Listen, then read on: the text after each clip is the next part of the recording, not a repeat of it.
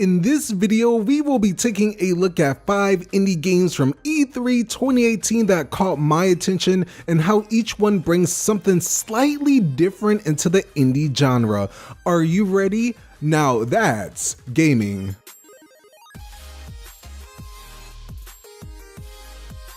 Let's start off strong with an adorable indie game shown off at the Microsoft E3 conference. Here is Tunic that stars a fox wielding a shield and sword. This game is being developed by Angel Shoedice along with some supporting help with sound design and other things, but this is still basically one person creating this huge game over the span of the last few years, and I find that to be incredible when you just see so many games being developed by one person or two people and it's just like huge like that. It's just something that really stood out to me when I was just researching about this. The game resembles The Legend of Zelda, but goes beyond that with taking Dark Souls into account as well. You can see from this clip right here, some of the combat where you lock on definitely resembles The Legend of Zelda while having its own unique feel. I'm curious how hard this game is going to be. I feel like this game is going to be one of those games that seems so cute and friendly, but it's going to be tough as nails.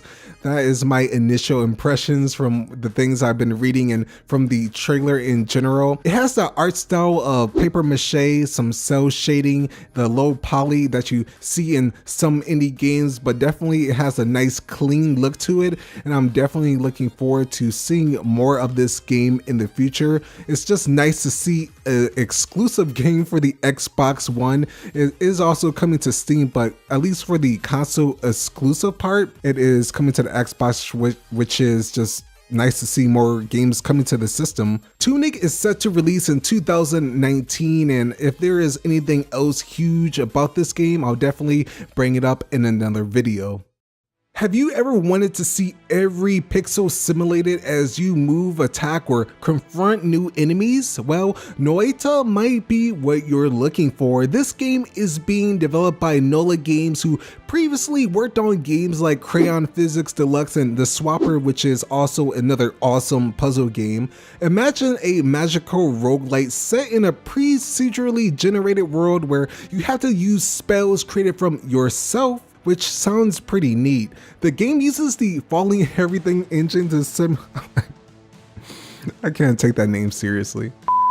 The game uses the Falling Everything engine to simulate multiple things at a time. I definitely love that name. It was just amazing seeing the game just have so many different pixels on the screen at the same time, and you can tell that it's going to be a ton of fun, and I can see myself spending hours just playing around with the physics and seeing how different spells of combining different things and elements come to attack your enemies and just seeing them explode all over the screen in pixels. That seems just like a fun time. This game is going to also be really tough since it is a roguelike game, so if you die you'll have to start over again and just learn from your experiences. So every time you die there is going to be new worlds every time you restart, things to catch up on, things to see that will be new, so that is going to have a lot of replay value. So if you're into like roguelike or roguelite type of games, then I definitely think this is for you.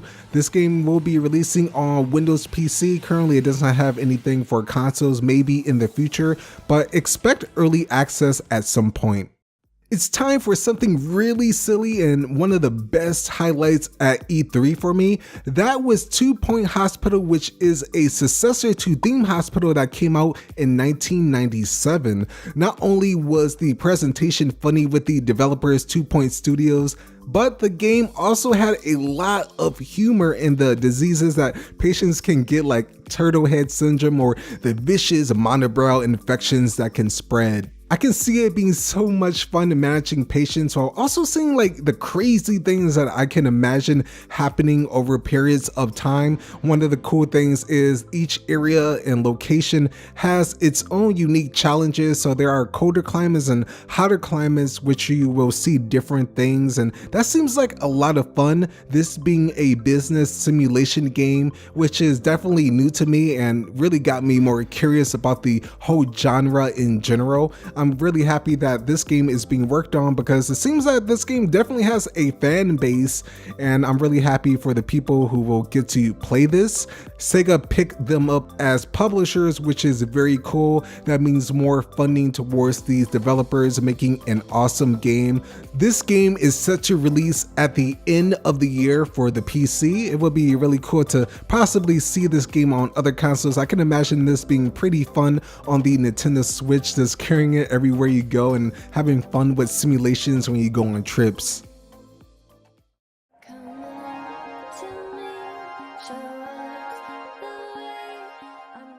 Next up is something more story-based, and I was instantly reminded of the game Journey with a mix of anti-chamber in terms of the style presented.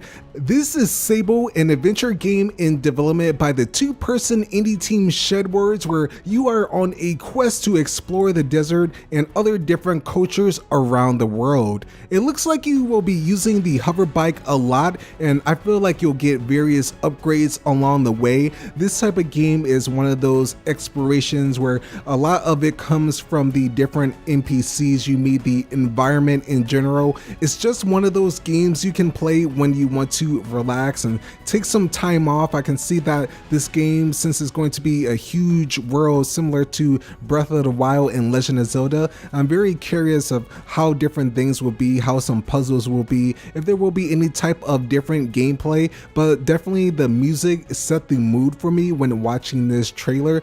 The release date for Sable is sometime in 2019 for the PC and console.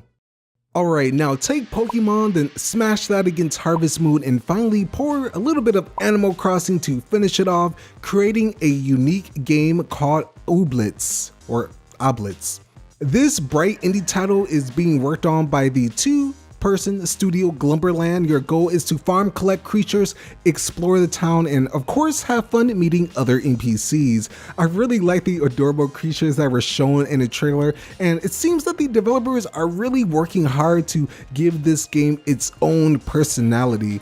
This game will be launching on the Windows PC and Xbox One sometime in 2018, but don't be surprised if it is pushed back farther so it can be polished even more. Expect a lot of customization objects to interact with and upgrading your dudes. Yes, that actually says that on the website, and it just seems like a nice alternative to games like Stardew Valley and Harvest Moon, just having these different things, bringing some Animal Crossing more towards the PC, which I guess this is probably the closest thing that we might have, and I find that really nice for fans of those genres. This is just something I'm still new to, and I'm very excited to see how the game plays out, as it's very silly and very cute and colorful.